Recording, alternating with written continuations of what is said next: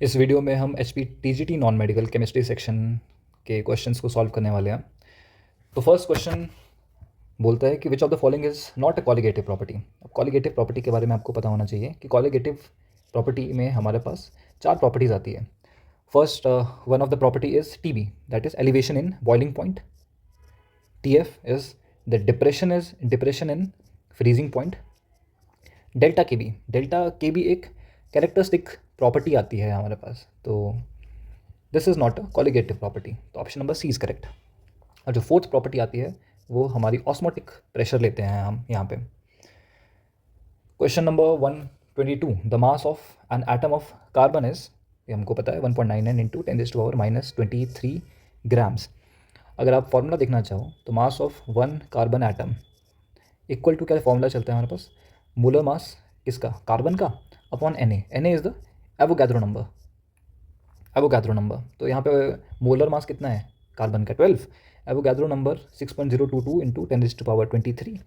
जब हम इसको सॉल्व करते हैं तो 1.99 इंटू 10⁻⁻23 ग्राम्स वैल्यू आती है। So option number B. Question 123, a measured temperature on a Fahrenheit scale is 200 degree Fahrenheit, what will this reading be on Celsius scale. तो हमको कन्वर्जन के फॉर्मूला जो होता है C = 5/9 F-32। तो अगर हम यहाँ पे वैल्यूज डाल दें 5/9 200 - 32, तो C will be equal to 840/9. So C will approximately equal to 93.33 degree Celsius. So it's the option number C. Question 124.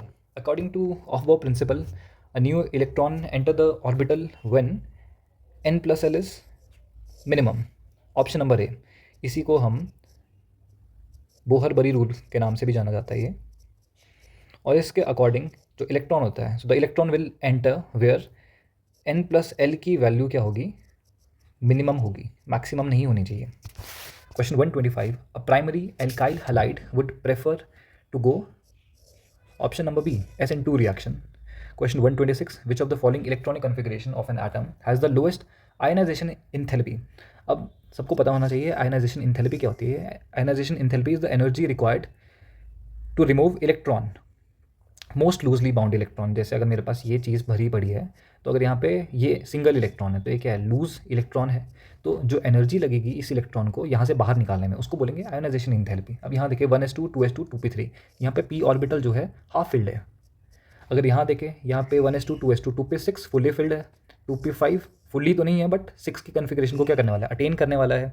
अब यहाँ देखिए 3s1, s ऑर्बिटल में सिर्फ एक इलेक्ट्रॉन है और यहाँ पे सबसे कम एनर्जी चाहिए होगी इलेक्ट्रॉन को रिमूव करने में, तो this will be the option number B. अगर आप इनकी कन्फिग्रेशन को एक बार देख ले तो ये नाइट्रोजन की है, ये हमारे पास सोडियम की है, this is of neon and this is of fluorine. Question 127, the smallest ion among the following is. पहली बात तो देख ले स्मॉलेस्ट आयन कैसे हो सकता है। अगर इनका आप शेप को देख लिए, Na पॉजिटिव मतलब इसमें 11 प्रोटोन है। Na सोडियम का अगर आप इलेक्ट्रॉनिक नंबर देख लें तो कितना होता है, 11 होता है, तो इसमें 11 प्रोटॉन होंगे और 11 इलेक्ट्रॉन होंगे। अब Na पॉजिटिव मतलब एक इलेक्ट्रॉन कम है, तो इसमें 10 इलेक्ट्रॉन होंगे। एल्यूमिनियम अगर हम देख लें, एल्यूमिनियम का एटॉमिक नंबर 13 होता है, तो 13 प्रोटॉन, 3 इलेक्ट्रॉन इससे निकल चुके हैं तो 10 इलेक्ट्रॉन। Mg2 पॉजिटिव, Mg का होता है 12 प्रोटॉन, 2 इलेक्ट्रॉन निकाल चुके हैं तो 10 इलेक्ट्रॉन। Si4 सिलिकॉन जो होता है वो 14 होता है और इसमें इलेक्ट्रॉन कितने निकले, 10 इलेक्ट्रॉन। अगर हम देखें तो सब में कितने कितने इलेक्ट्रॉन्स निकले, 10 इलेक्ट्रॉन। अब यहाँ पे 10 इलेक्ट्रॉन के लिए 11 प्रोटॉन है, 10 इलेक्ट्रॉन के लिए 13 प्रोटॉन, 10 इलेक्ट्रॉन के लिए 12 और यहाँ पे 10 के लिए 14। तो 14 प्रोटॉन जो होंगे वो 10 इलेक्ट्रॉन को क्या करेंगे, ज़्यादा फोर्स ऑफ अट्रैक्शन के साथ अंदर को खींचेंगे, तो जो साइज़ होगा वो कैसा होगा, स्मॉलर होगा। तो ऑप्शन नंबर कौन सा सही होगा यहाँ पे, D, Si4 positive. Question number 128, the density of gas A is twice that of gas B. Molecular mass of A is half of the molecular mass of B. The ratio of partial pressure of A and B is, so the correct option would be 4/1. Question 129, when NH4Cl is added to NH4OH, the solution, the dissociation of ammonium hydroxide is reduced. It is due to, ये common ion effect की वजह से होता है। Common ion कौन सा है इसमें, यहाँ देखो NH4 अगर तुम देखो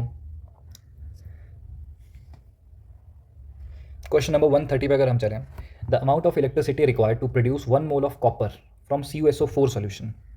अमाउंट ऑफ इलेक्ट्रिसिटी देखो, सॉल्यूशन में CuSO4 कैसा बैठा हुआ है, Cu एग्जिस्ट एज, कॉपर जो होता है वो कैसे बैठता है, Cu2 पॉजिटिव, न्यूट्रल सॉल्यूशन है ना, Cu2 पॉजिटिव, SO4 2 नेगेटिव। अब यहाँ पे Cu2 पॉजिटिव है। अब इस Cu2 पॉजिटिव को कॉपर अगर बनाना है तो कितने इलेक्ट्रॉन देने पड़ेंगे, 2 इलेक्ट्रॉन देने पड़ेंगे, तब ये बनेगा Cu, 1 मोल का कॉपर बनेगा। अब इलेक्ट्रॉन कितने दिया हमने, 2 मोल ऑफ इलेक्ट्रॉन दिए हैं यहाँ पे, 2 मोल ऑफ इलेक्ट्रॉन। अब हमको पता है कि by definition charge carried by this 1 mole of electron is called 1 Faraday. और यहाँ पे कितने मोल ऑफ इलेक्ट्रॉन है, 2 मोल, तो कितने देने पड़ेंगे यहाँ पे वैल्यू आ जाएगी 2 Faraday. Question 131, 6.02 into 10⁻20 molecule of urea are present in 100 ml of solution. The concentration of solution is, हम इसकी अगर वैल्यू को निकालें तो कैसे निकाल सकते हैं, मोलारिटी का कंसेप्ट है ये। मोलारिटी का फॉर्मूला क्या होता है, number of mole of solute to the volume of solution in litre. पहली बात तो आप नंबर ऑफ मोल निकाल दो, किसके, सॉल्यूट कौन है यहाँ पे, यूरिया है। इसका फॉर्मूला क्या होता है, given mass upon Avogadro number. तो अगर आप इसको सॉल्व करेंगे तो ये क्या आ जाएगा, मोल्स कितने आ जाएंगे, यूरिया का दिया है 6.02 इंटू 10⁻20, एवोगैड्रो होता है 6.02 इंटू 10⁻23, तो कितना आ गया 1/10 का क्यूब इक्वल टू 0.001 मोल्स।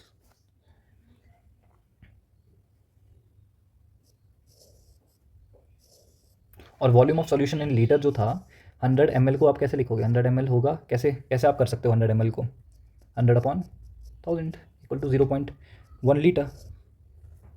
तो क्या हो जाएगा, ये हो जाएगा 0.001 upon 0.1, this will be equal to, sorry for the mistake, this will be equal to 0.01 moles. Option number B. पहले क्या निकाला हमने नंबर ऑफ सॉल्यूट पार्टिकल्स निकाल दिए, दूसरे में क्या निकाला, वॉल्यूम ऑफ सॉल्यूशन लीटर। एक की वैल्यू ये आती है, दूसरे की वैल्यू ये आती है, दोनों को डिवाइड कर दो, you will get it. Question number 132, for a reaction C+O2 we have CO2। इसका जो आंसर होगा it will be option number C, ΔH equals ΔU। ΔH और ΔU को अगर हम देखें तो मतलब रिलेशनशिप बिटवीन इंथैल्पी चेंज बोलते हैं हम ΔH को, और ΔU is change in internal energy. हमको रिलेशन पता है, ΔH equal to ΔU plus ΔNG/T। अब ΔNG क्या होता है, difference between number of moles of gaseous, मतलब हमने देखना है नंबर ऑफ मोल्स गैसियस में कितने हैं और नंबर ऑफ मोल्स रिएक्टेंट में प्रोडक्ट में कितने हैं। यहाँ पे एक, इसके 2 है, यहाँ पे भी 1 है इसका, यहाँ पे 2 है, तो डिफरेंस कितना हो गया, यहाँ पे 0 हो गया, तो इसकी वैल्यू कितनी होगी 0, तो ΔH is equal to ΔU। बस हमको ये ध्यान रखना है कि हमने देखना है कि number of moles gaseous phase में कितने हैं और नंबर ऑफ मोल्स प्रोडक्ट में कितने आए हैं, उनको हमने माइनस करना है। यहाँ पे भी सेम है, यहाँ पे भी सेम है, तो रिजल्टेंट कितना आएगा, इनका डिफरेंस है ही नहीं, तो यहाँ पे 0, तो ΔH इज automatically equal to ΔU। Question number 133, moist H2O2 hydrogen peroxide can not be dried over concentrated H2SO4। H2SO4 को हम सल्फ्यूरिक एसिड बोलते हैं। सल्फ्यूरिक एसिड का काम क्या होता है, it's main use is that H2SO4 exceptionally strong dehydrating agent होता है। मतलब ये अगर इसको आप किसी में भी मिलाओगे, ये क्या करेगा, वाटर को रिड्यूस कर देगा वहाँ से, बट ये बहुत अच्छे एक ऑक्सीडाइजिंग एजेंट भी होता है। ऑक्सीडाइजिंग एजेंट कैसी, ये खुद भी रिड्यूस हो जाता है। और ये जो H2O2 hydrogen peroxide is a very relatively unstable होता है ये बहुत ज़्यादा। अब H2SO4 क्या करता है, यहाँ से instead of removing water content, ये H2SO4 फोर्सफुली क्या कर देता है, H2O2 को ऑक्सीडाइज कर देता है। ऑक्सीडाइज किस में करता है इसको, ऑक्सीजन एंड वाटर। अगर आप इसका रिएक्शन देखें, सिंपल सा रिएक्शन है, H2O2 प्लस H2SO4। अब देखना ये क्या कर देता है, SO2 प्लस ऑक्सीजन रिमूव होगी प्लस H2O, तो इसने क्या कर दिया, ऑक्सीडाइज हो गया खुद भी, तो it is oxidise bye H2SO4। इसको क्या कर देते हैं हम, ऑक्सीडाइज कर देते हैं। Question number 134, in borax bead test which compound is formed. याद रखना है, बोरेक्स बीड टेस्ट में, बोरेक्स बीड टेस्ट का फॉर्मूला अगर हम देखें कौन सा कंपाउंड होता है इसमें, Na2B4O7.10H2O। इसमें जो हमारे पास कंपाउंड फॉर्म होता है उसका नाम होता है metaborate. Question number 135, the major product formed when 2-bromobutane is treated with alcoholic KOHs trans 2-ब्यूटीन। मैं आपको इसके टॉपिक का नाम बता देता हूँ, ये हमारे पास आता है सेट्जेफ रूल, +2 क्लास में आपको दिया होगा ये। अब जो नेम्ड रिएक्शन होता है जैसे कैनिज़ारो रिएक्शन हो गया, हॉफमैन ब्रोमोबाइड रिएक्शन हो गया, उन सबको एक बार पढ़ के आइएगा, क्योंकि हर साल एक ना एक क्वेश्चन तो पूछे जाते हैं. Question 136, the number of bonds in benzene are. So the option, correct option would be 12 sigma and 3 pi. अब 12 सिग्मा कैसे, 1 2 3 4 5 और 6. कार्बन कार्बन के बीच में कितने हो जाएंगे, कार्बन कार्बन के बीच में 6 सिग्मा हो गए. फिर कार्बन हाइड्रोजन के बीच में भी कितने हो जाएंगे यहाँ पे, 6 सिग्मा. तो सिग्मा सिग्मा कितने हो गए, 12 सिग्मा हो गए. और हमको पता है अल्टरनेट में क्या होते हैं, यहाँ पे डबल बॉन्ड्स होते हैं, तो 3 कितने हो गए, पाई बॉन्ड. तो 12 sigma and 3 pi. Question number 137, adenosine is an example of. So adenosine is an example of nucleoside. Question 138, potash alum. अगर आपको पोटैश एलम का फॉर्मूला पता होगा तो यहीं पे बात खत्म हो जाएगी. Potash alum is K2SO4 dot Al2SO4 thrice. Potash alum can be prepared by mixing dash in equimolar portion. तो K2SO4 को अगर आप Al2SO4 thrice के साथ इक्वीमोलर कंसंट्रेशन में बनाएंगे तो क्या मिलेगा आपको, पोटैश एलम मिलेगा. Option number B is correct option. Question 139, the number of carbon atom present in buckminsterfullerene. Buckminsterfullerene, इसका आप बेस्ट एग्जांपल देख सकते हो. जो फुटबॉल होता है, फुटबॉल का जो शेप होता है उसमें वो किससे लेके बना गया, वो इसी कार्बन के शेप को लेके बनाया गया. अगर आप इसका फॉर्मूला देखो तो इसका होता है C60 और हम इसको क्या बोलते हैं, soccer ball structure. Soccer ball structure. Question number 140, 3-phenyl prop-2-enol is another name of the chemical, so it's cinnamaldehyde. Option number B. Question 141, for a single step reaction x plus 2y, इससे क्या बनेगा हमारा product. The मॉलिक्यूलैरिटीज. मॉलिक्यूलैरिटी का formula जो होता है बहुत simple सा होता है, अगर आप इसको समझ के करें. मॉलिक्यूलैरिटी मतलब कितने नंबर ऑफ मोल्स हैं, हमको पता है यहाँ पे 1 किसका है, एक्स का है, प्लस 2 किसके है, वाई के है. तो 1 + 2 = 3. तो option number C is correct. Question 142, the EAN of platinum in potassium hexachloroplatinate 4 is. अब EAN को बोलते हैं हम इफेक्टिव